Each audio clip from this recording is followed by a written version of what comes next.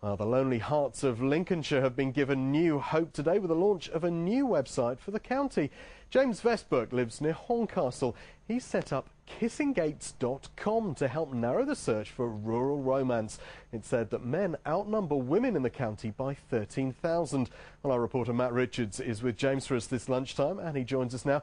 Matt, why is this such a big problem for people in Lincolnshire?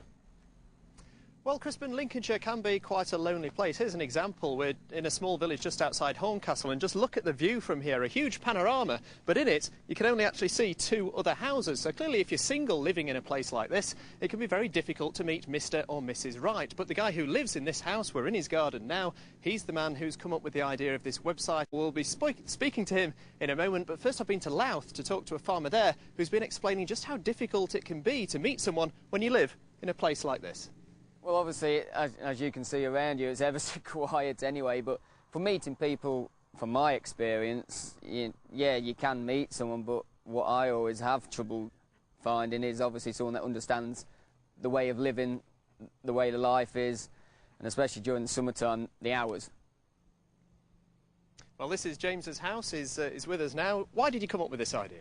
Well, it was necessity really, Matt. I mean, you really hit the nail on the head there with the rural area and not being anyone here. And I spent a year living at home and I realised I'm never going to find a girl like this. So I looked into the online space and thought I wanted to create something that I would feel comfortable joining.